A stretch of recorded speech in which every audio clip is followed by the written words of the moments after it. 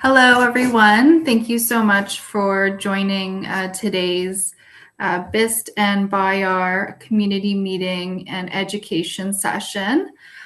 Today's topic for the month of May, we are hosting the topic Share Your Caregiver Experience. So we will have three guest speakers presenting today and chatting. So we want to give a warm welcome first to Karen Javier.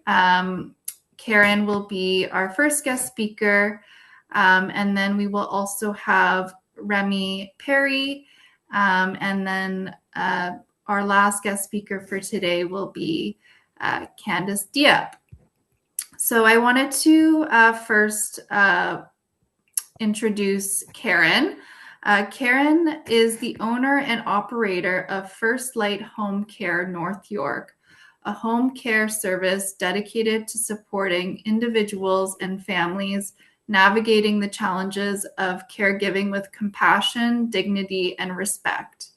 Her journey into the home care industry began in 2022 when her husband suffered a stroke and experienced that profoundly changed their lives and gave her firsthand insight into the emotional, physical, and practical realities caregivers face every day. That deeply personal experience ignited her passion to support other families who find themselves suddenly navigating the complex world of caregiving. Before entering the home care field, Karen built a successful corporate career in customer care and business development with companies such as Red Hat Canada, Dell Canada, and HP, where she specialized in building strong relationships and delivering exceptional service. In 2023, Karen made the courageous decision to leave the corporate world and launch FirstLight Home Care North York. Today, she leads a growing team committed to providing high-quality, personalized care that allows seniors and individuals recovering from illness or injury to live safely at home while also supporting and empowering the caregivers who stand beside them. So I'd like to please welcome Karen. Hey, thank you so much, Madison, for doing the introduction there. Good afternoon, everyone. Again, Karen Javier, thank you so much for having me here today. It's really an honor to be part of this conversation. And thank you, Ruby and Candice, for the opportunity. And credits to Ruby. She gave me an outline on the things that I can, talk about. So it'll probably be around 6 to 7 minutes. So I'll be sharing my caregiving journey, how my role evolved, how the injury impacted our daily life, how an ABI can affect those around them, and advice about supporting others, and some reflections that I want to share. So, without further ado, I'd like to start. So, as mentioned in my bio, my caregiving journey began very personally in 2022 when my husband experienced a cerebellar stroke. Of course, at that moment, life has changed for us. I went from being a wife, a corporate employee, doing, so well, enjoying my work, in IT, to becoming a caregiver almost overnight. So at the beginning, my role was very task-based. I was just learning how to manage his mobility, moods, medications, appointments, and daily routines. But over time, I realized it's just more than that. It's just more than the task, right? It became about that emotional support, about patience, really about learning how to sit in uncertainty. And one of the biggest shifts for me was learning how to balance work while caring for him, for someone I love. So when it comes to how the injury impacted daily life, it really touches everything, I would say. It changes your routines, your priorities, right? Even your sense of normalcy. And again, there's also an emotional layer that some people don't always see. But beyond managing that care, I was managing uncertainty, wondering what is next for us, right? There's this ongoing worry. Is he going to be okay? Is he going to get better? What type of support do I need? Right? What does the future look like now for us? So lots of uncertainty, anxiety going on in our heads at that time. But even in the middle of that, I had to learn how to pause, ground myself and focus on what really matters and learn to appreciate the little blessings, the small blessings that I see, improvements, little improvements I see every day. So, one thing I think that is really important for people to understand about acquired brain injury is it doesn't just affect one person, it affects the entire ecosystem, the family, the caregiver, and the relationships. There can be changes in personality, communication, memory, and emotions. Emotions are big for my experience. And for caregivers like me, that was very challenging because I was learning how to connect with him, with my husband, in a new way. There's this always kind of constant adjustment happening, right? Whatever routine or things you do yesterday is not going to work anymore today. It's constant adjustment, right? And that unpredictability can be challenging, not just physically, but emotionally. So when we talk about supporting someone with ABI, we also need to talk about supporting the people around them, the caregivers who are walking that journey along with them every single day. And so so when my husband had a stroke, it made us pause and reflect. First of all, he recovered. He's fine now, thank God. If you're wondering how he is, anyways, okay. So when my husband had stroke, he made us pause, right, and reflect. So we realized, because how before everything was, we were just content. We were like, how do you say that? Complacent, life is okay, we're good, we're doing well. But then after that, we realize, oh my goodness, life can change in an instant, right? We realize life is short, really. And we, at that point along the way, we felt a strong desire to do something more meaningful, to give back.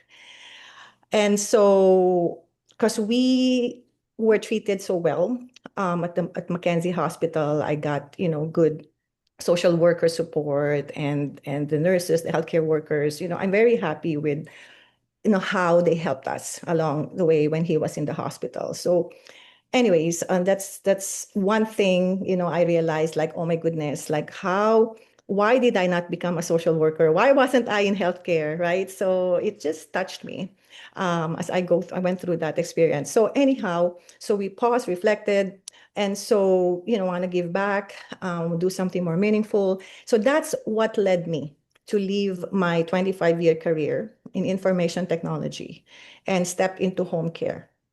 And so today, I lead FirstLight Home Care North York, where I manage a team of personal support workers, PSWs, nurses, who share that same passion of helping families going through this similar journey. So it's my way of giving back because I understand firsthand the challenges of caring for a loved one. And sometimes, when I go out and I see people and they know my story, because I had a lot of connections in the IT world and they see me now like, oh my goodness, what a change. What's happened to you? And they will ask me, are you happy? How are you doing? Right? And my answer is yes, very much so. Like this journey led me to my purpose. I feel more fulfilled than ever. Never felt more fulfilled than ever because in IT, nothing like this. I'm just moving forward, not looking back. I never been happier. Really feels good to know, right, that in some small way, we're able to give families peace of mind right? And support them during such challenging moments in their lives. And so I tell them, yes, I am. And I also never imagined that something good, something greater could come out of such a difficult time in my life. I've never like yes, it was so hard at that point, but you at that time, but I didn't realize, oh my God, now I'm helping people, I'm helping families, and it just makes me feel really fulfilled. So, what else? If I could leave you with a few reflections, right, would be this. So, healing and adjusting takes time. Keep trusting the process. Be patient with yourself, right? And I always think now, every challenge, every setback is always also a chance to grow stronger, become more resilient. Um, the second point is allow yourself to connect and accept help, whether, from friends, from professionals, family members. You don't have to carry this alone. At that time, I was like trying to do it all myself. I'm always like shy to ask for help, but no, allow yourself to connect and accept help. And most importantly, take care of yourself. You can't help others if you're running on empty. Our well-being, health is wealth, as they say. So those were my three kind of points. So my journey as a caregiver, as you can imagine, came with a lot of tough moments, like uncertainty, hard decisions, and learning, as I went. But caregiving has taught me to be more patient, to appreciate what really matters, stay positive, and find meaning in the simple things we do for someone we care about. I attended one of the talks at the Markham Stouffville Hospital, like I think a week ago, about golden years, and one of the doctors said, "Focus on the things you can control." That's kind of stick to me because I'm a control freak. So even in tough times, something good can come out of it, but not everything. I know it's easy. It's easy to say, but I truly believe that, all things work for the good. All things work for the good. Sometimes in ways we don't expect. So for me, what started as a personal struggle became a calling to help others, and that's where I found purpose. So as we continue to caring for our loved ones, let's not forget to take care of ourselves too. So we're all caregivers. Yeah, I think that's it. That's what I wanted to share, and thank you again for the opportunity.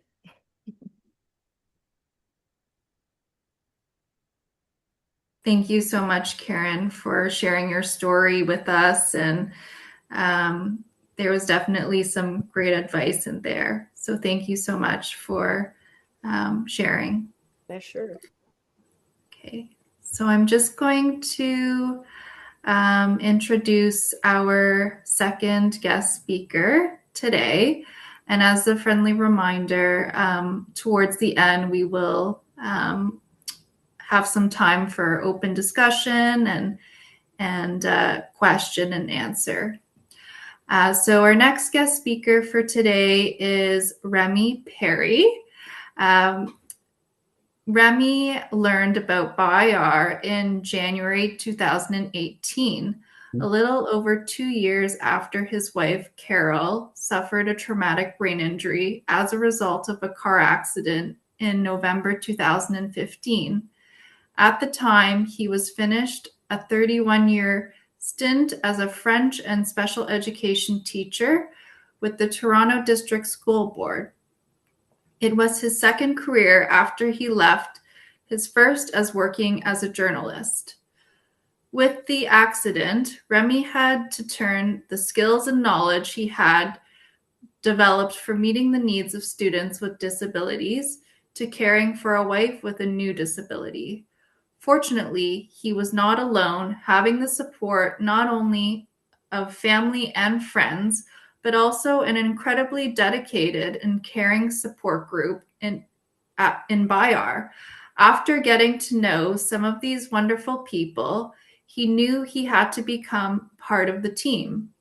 When the board opened up a slot for someone to represent caregivers, he threw his name. He threw in his name. When he is not driving Carol to events, Remy likes to indulge in his passion for international cooking as well as cycling and camping. Since 2025, he has hosted the Caregiver Channel podcast. So I'd like to please welcome Remy. Thank you very much. Thanks. It's great to be here. And thank you for giving me the opportunity to share a little bit of my story. Um, I was listening to Karen. I could definitely identify with a lot of what she said. Definitely, there have been some amazing transformations in my life. So definitely some positive things. And I agree with her that you do have to accept what your new situation, your new reality. And I wish I could say that 10 years ago that that was my mindset. It certainly took a long time to get to where I am now. Um, Prior to the accident, both my wife and I, Carol and I, we had an idea in our head of what our retirement would be. We would travel the world. We're both teachers. She was a passionate grade 1 and 2 teacher, loved it. I liked the job. It was very fulfilling for me, but for her, it was who she was. And that became definitely an issue once the accident happened. And in a couple seconds, a young man who's inattention in the car, he hit us going 80 kilometers an hour, and her life was transformed. And listening to Karen, some of the differences with us is that Carol's injury is what is so often described as an invisible injury. She has post-concussion syndrome. Stroke is a very serious brain injury. It is, however, obvious when someone has had a stroke. It's obvious to insurance companies. It's obvious to the people around them. One of the difficulties that we had when she suffered her post-concussion syndrome is we would get the response from people, particularly insurance companies, that would say, well, post-concussion clears itself up in a few months. She can't possibly have a brain injury. That there's no such thing as post-concussion syndrome beyond 6 months. And so having that invisible injury was a challenge for the people around us as well as for me. I went from being a teacher and a husband to being a caregiver and a husband, and it was a little bit of a challenge to sort of to wedge in the teacher part of that. But the caregiver was by far the most challenging. I had zero training, as all of us caregivers have. The application for the job was loving someone with a brain injury. That was it. There was no training at all. It's not like somebody sat me down and said, "Well, okay, this is how to be a caregiver." I made a lot of mistakes, especially with regard to the invisible injury, because you'd think I'm the person that lives with her 24/7. I should be able to tell the symptoms. No.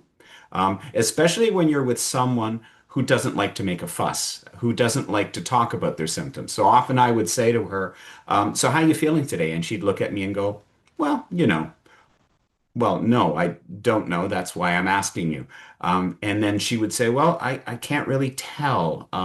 And because one of the things that happens when you have 24/7 headaches, 24/7 vertigo, some nausea, is you start to normalize it. And it's difficult to describe your symptoms. And we had to describe the symptoms because another thing that we had to deal with was a litigation. We launched a civil suit in February of 2016, a few months afterwards. And it was interesting because at the time, this this certainly highlights the journey that a lot of people with brain injury go through, the stages of acceptance. Because when we sat down with our lawyer in February of 2016, we were almost apologetic. We didn't think we needed to sue anybody because we figured, like the insurance companies were telling us, that it would go away in a few months. She'd be fine. She'd be back at work. Everything would be great. It's just she has to sit in a dark room, like they always tell you, and try not to have a lot of light around it. not too much stimulation, and she'd be back at work latest September of 2016. Well, yeah, that didn't exactly work that way. And we've over the years we've gotten to know other survivors who go on kind of that same journey. You have that confidence, which then turns to uncertainty, then uncertainty and a little bit of hope, and then as the years roll along, you gradually come to acceptance. It's a tough journey. It's a very, very tough journey for both the survivor and the caregiver. And it's it, she went through a lot of depression because she had to give up her career. It took a long time for her to accept that that wasn't going to happen. She went back, tried to go back full time, then went back part time, then went back very part time, then went back very part time with an extra supply teacher. And then gradually she accepted that her passion, her career, her identity, at least her identity up to that point, was gone, was over. Um, and even then, there was a lot of denial. She went through that depression for a long time, had to see psychologists over that. And it was only, I think, 2 years ago that we finally got rid of the garage full of teacher supplies because she was convinced she couldn't tell people that she was retired. She couldn't tell people that her career was over. She couldn't accept it herself. And that's very difficult for her, but it's also difficult for someone like me because when you're living with someone who is going through that denial, who is going through that journey, you're the frontline worker. And you're at the same time, you're trying to figure out litigation. You're trying to deal with insurance companies. You're trying to deal with often people who deny what you're going through. You're under surveillance because you're in the middle of litigation. You have to figure out who all these people are in the medical team. I had no idea what a physiatrist was. When my lawyer mentioned physiatrist, I thought he was mispronouncing psychiatrist. And we said, no, no, she already has a psychologist. She doesn't need a psychiatrist. So I learned what a physiatrist was. He became the center of our team. We learned what an OT was, what a PT was, what an RSW was, what a PSW was, what an OCT 18 was, and all of this lovely stuff. And at the same time, I had to go from being rather disorganized to being highly organized. I had to start keeping a timeline of medications, of doctor's visits, of the results of doctor's visits. I thought someone else kept track of this, but our Canadian system, nobody shares information with anybody else unless it goes through the survivor. And if the survivor cannot do it, it's me. I'm the go-between. I am the person who put together a timeline. I'm the person who kept her symptom log. I'm the person who every single day said to her, "So, how you feeling? How did the drugs do?" I'm also the person that had to watch on good days because the cool thing about brain injury is that it's sometimes inconsistent. Sometimes she feels good, well, good for her, and sometimes not so good. Waves and troughs. I'm sure all of us are familiar with that. And the problem with that is that it's delayed symptoms. So when she does feel good, I'll find her doing all sorts of little housework, and then she spends the next 2 to 3 days wiped out, sunglasses, lying on the couch, sometimes not even getting out of bed for days and days and days. And the effect on me as a caregiver was pretty profound. So I was balancing, before I retired, I was balancing work, caregiving, being a husband, and trying to decide which one of those was the most important, how that changed, trying to figure out which of her medications were working, keeping track of those. I remember talking to people over the years. I would often poo-poo anything that wasn't strictly scientific based. So people would talk about acupuncture and chiropractors and massage therapy and laser light therapy and cannabis and all of that stuff. And I would look at that and go, well, I mean, unless my doctor recommends it, we're not going through this. But then you realize that when you have an injury that defies a lot of our medical treatment, you start becoming willing to experiment.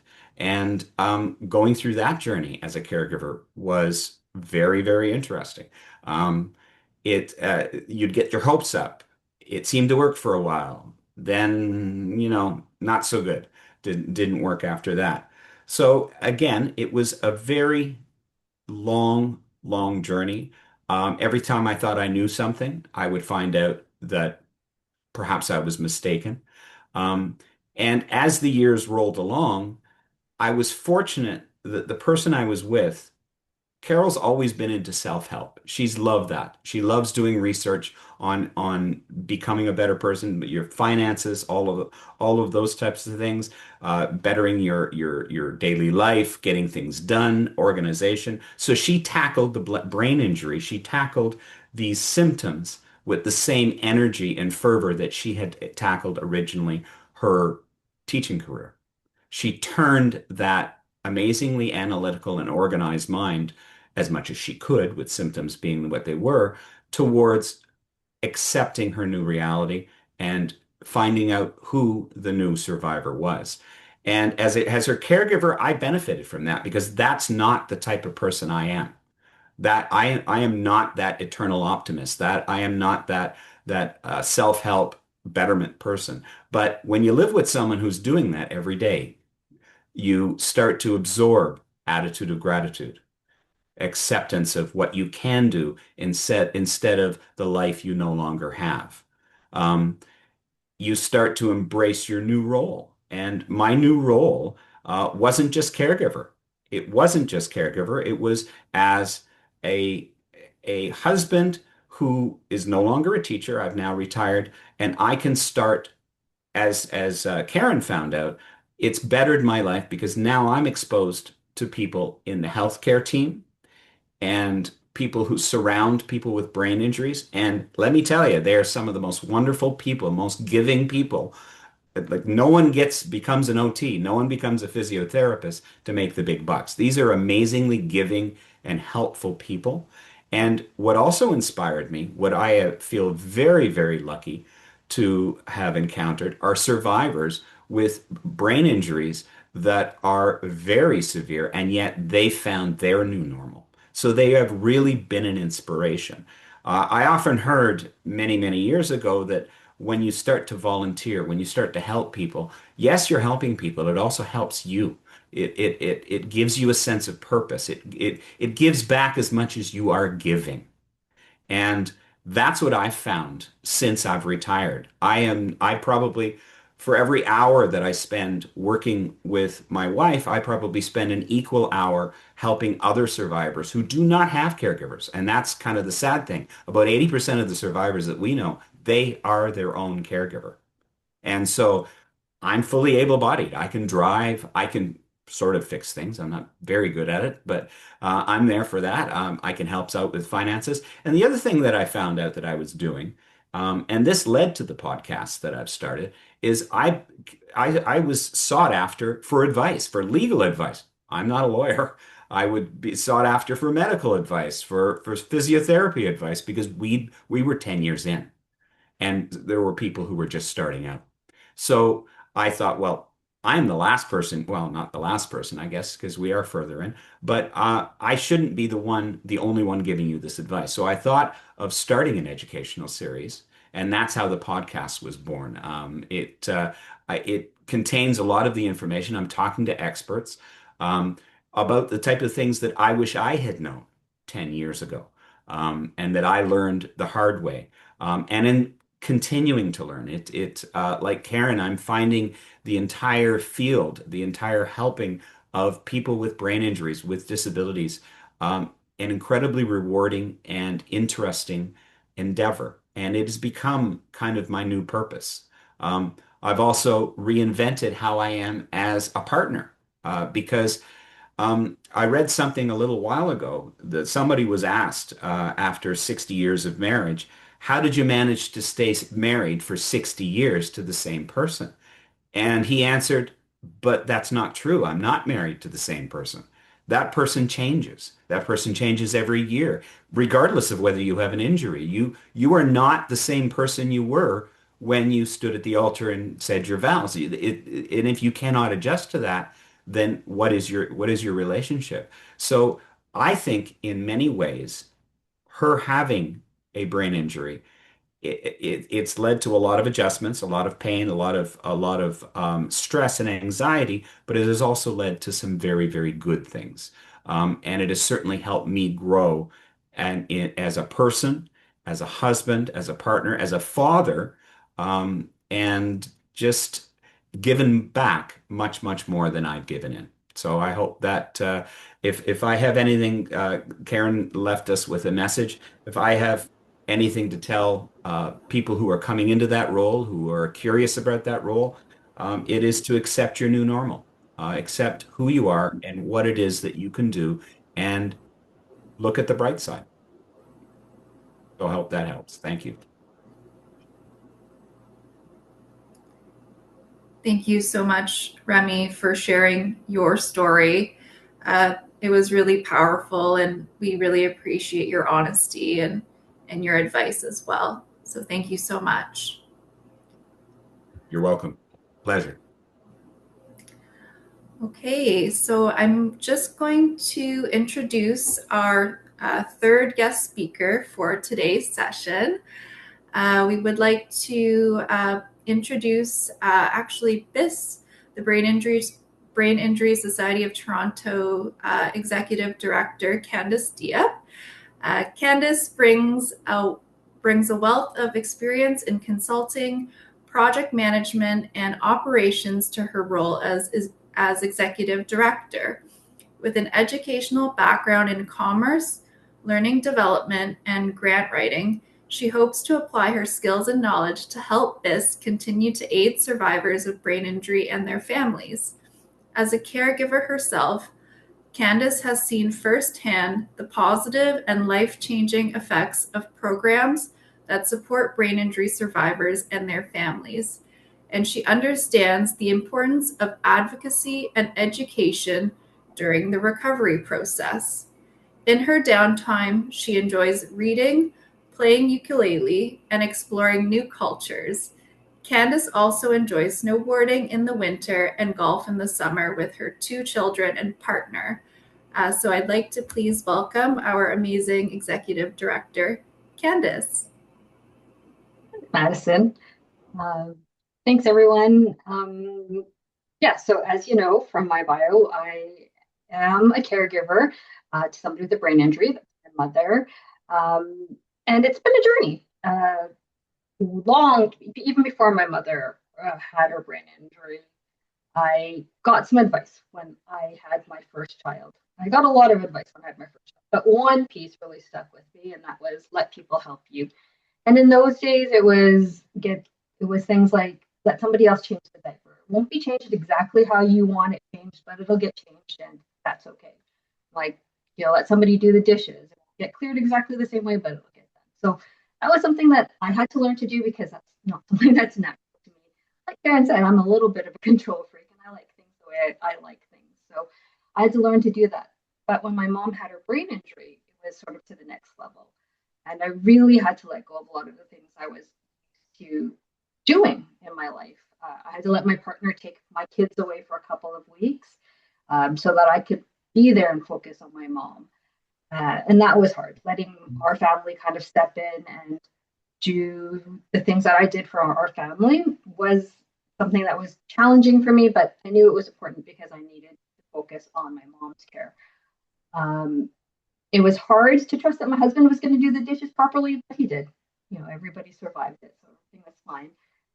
And even more so, I had to learn to let people like my friends take care of me. So that was something in that journey that I really learned for me personally, was how lucky I was to have a really great support network. So I had friends that would not be able to necessarily help with a lot of the tasks, but they showed up at the hospital with a bubble tea so that I would take a break because they knew I would not leave my mom's side if I didn't have a reason. So I'm really thankful to them for taking care of me so I could take care of them. So I think that is a really big lesson as a caregiver to remember, is to accept help, to take care of yourself. It's not something that I think most caregivers are really good at doing, or it's not something that comes naturally because you're so hyper focused on your loved ones, right? So that was really an important lesson, and I'm still learning it today.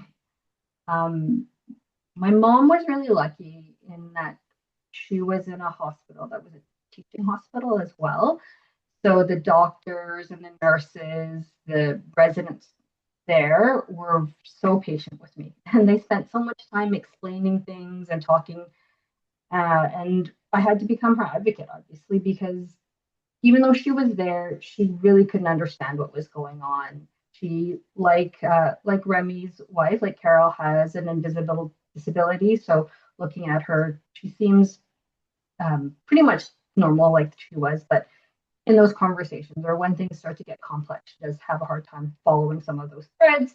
And at those times, she absolutely couldn't remember anything that the doctors would have told her or what was happening anyway. So I was the one that had to be there to be her memory bank, to advocate, right? So, the doctors are experts in the medical things, of course, right? But they're not experts in my mom. They're not experts in her journey. So sometimes, I might have to chime in there and correct some of the history, some of the timeline, because they won't know all of that. And my mom cannot advocate for herself. So that's sort of my job to make sure that the medical team has all of the best knowledge to inform their care, right? So that's who I became, and it was, as I said, we were really lucky. We had a great care team that was open to people being involved, right? I know that that's not always the case, unfortunately, but we were really lucky in that we did have that, and I was never afraid to ask questions. I'm sure that I was there more than I needed to be, but I wanted to be informed, and I wanted to make sure I knew as much as I could about her care. I do think that we really hit like a hard wall during her treatment because at a certain stage, the care team realized that some of the rehab she was going through wasn't helping because she had some deficits that made it really difficult for her to absorb the information or to use some of the treatments. So she was asked to leave rehab, which was very difficult for us. I used to like to tell people that she got kicked out of rehab because it made her sound like a bit of a diva, and it was a little bit more fun sounding, but it was actually a very difficult time for us because when we were asked to leave, they really didn't give us anything actionable to work on, which I understand, right? But it kind of deflates a person. It kind of makes the family or the caregivers or even the person feel like there's no hope. Like if some of the best care facilities in the world aren't able to help you, where's your journey going to go, right? So that was really, really difficult for us. So it's really where we hit the wall. We and like Remy was talking about alternative treatments, we got to that wall, and then what's next, right? The system that is available to us doesn't maybe want to help us or cannot help us. We're kind of at a loss. So we looked at alternative treatments, and we ended up doing things like neurofeedback therapy, which was great. And whether or not it helps, it gave us hope. It gave us something to do. It gave us something that was actionable. And I think that that's such a big part of it. I think sometimes we forget how important hope is in that journey. Hope that things will get better. Hope that, even if that person's not coming back exactly as they were before their injury, they're still going to be an enriching and a wonderful life with them. And having that hope was so important to me. It also gave us at least some sense of agency. So it wasn't that everything was going to be out of our control and we're just riding the wave to see what happened. Like it gave us something that we could kind of work towards, or something that we could do to get us there. I think as a caregiver, sometimes finding that path is difficult. And you do it all, right? You try a lot of things, and then you take a lot of notes, and you see what's working, what's having a positive effect, what's maybe not working for your loved ones. And since I came to this, I think that's something I realized as well, is every brain injury is so different. It's like every person is so different. So what works for this person isn't going to work for that person. And you just have to try them. You just have to keep doing different things. Some people love therapy. Some people have a hard time with it. Some people like groups, having a group that supports you, even if you're just listening, and that's helpful. Some people just really don't want to engage with people. And it depends on, different stages of recovery and the person as well. So I think that was really important to realize once I came into this role. But during my mom's recovery, one of the other things that was really helpful besides having something to do was routine. We did have her at a home where she had really strict schedules. I think that was really, really helpful. I'm somebody that also really likes routine. So it made it a lot easier for us to navigate, making sure that she had, waking up at a certain time, breakfast at a certain time. And I think that really helped in her recovery. So that was something that was a little bit of an adjustment, but it worked. What really kept me grounded, though, was in the hospital, really early days. I'm a note taker. If you've ever been in a meeting with me, I take lots of notes, and that's just something that I've always done. So a lot of these meetings with the doctors, I'm taking notes, but I also got a day planner. And what I used that day planner for was for my mom's specific journey. So just I would mark down on certain days if she made a new milestone. Like today she got to number 7 on her connected dots, or today she remembered what we had for dinner on the way home. So just little things, little micro steps.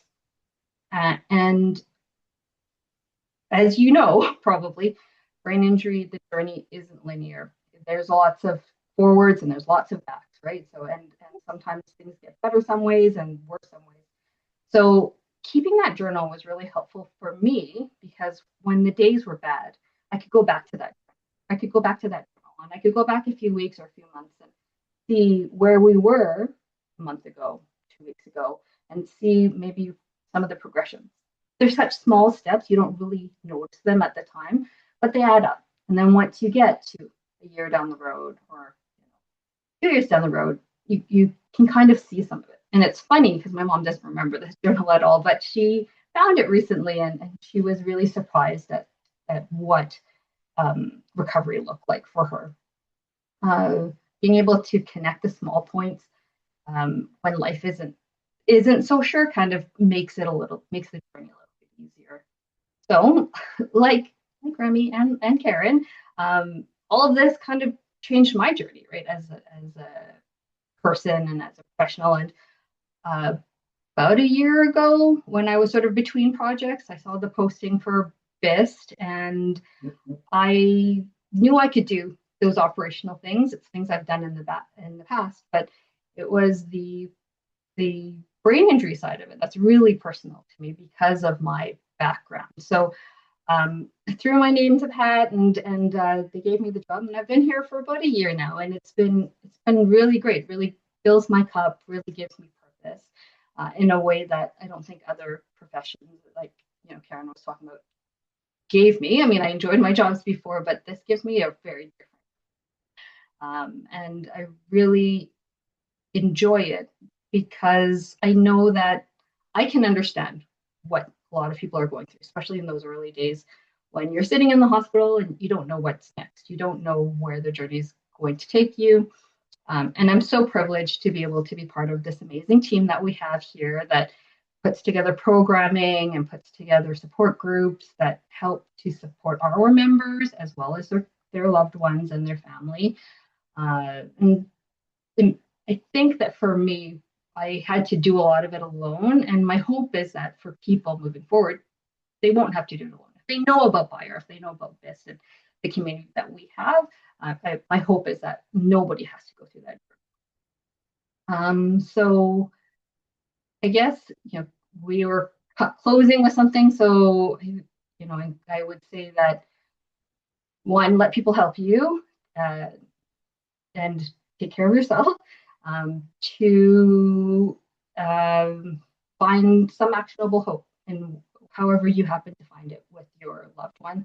And then number 3 would be let somebody else do the dishes. Thank you. I like the last one, Candace. That was funny. So thank you for that. Let someone else do the dishes. So I want to thank everyone so much. Thank you to all of our guest speakers for sharing your story and and for your vulnerability. Thank you so much for providing some advice as well here for today's session. I'm going to take this time to just pause the recording. If anyone would like to